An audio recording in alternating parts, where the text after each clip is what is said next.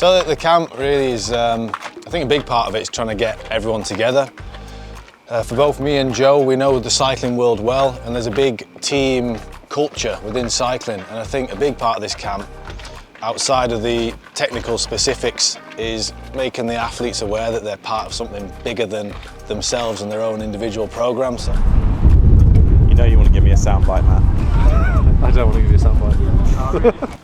It's definitely really interesting. The bike part is, for us, we go into a bike race fresh. You know, we're punchy, we've got all these different tactics, and for me, I had to do a lot of research coming into this, understanding what goes on, and I've asked loads of questions, and well, why don't you do this? Well, actually, we're knackered from the swim, and we've got to do this. So from my perspective, I've got to try and think of things that can help through cornering, that can give them those extra seconds of rest or just extra speed. So it's the same principle, but it's just entirely different, isn't it? The bike side of things. I think a big part of it's listening to what they're saying, because there's definitely politics is a big part of it, you know? Like, what we don't have to consider when we're racing our bikes is how good is X, Y, and Z when we get to the run, and how those politics influence the race and what's happening, the tactics involved. So a lot of it's listening to their past experiences and thoughts, and trying to essentially use our experience to kind of shape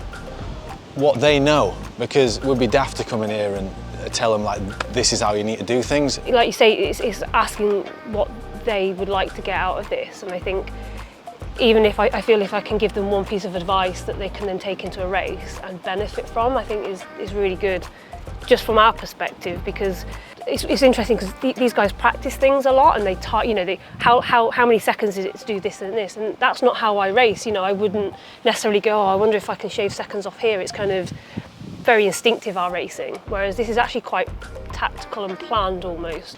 Yeah, I'm a big believer in that saying that, you know, excellence is a habit, not an act. I think sometimes, if you listen to the commentators at the Olympic Games, people have you believe that it's the athletes that want it the most on the day, or the athletes that turn up with the most desire. I don't believe it is like that. I think it's the athletes that kind of tick the boxes. You know, they're putting in, day out, they're committing to camps.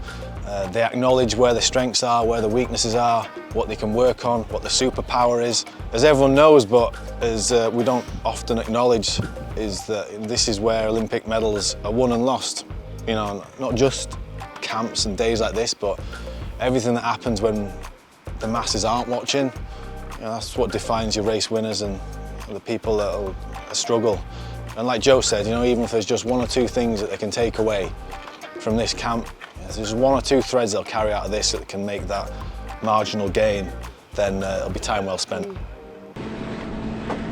don't know, I'm playing. Getting some good content there, Rory.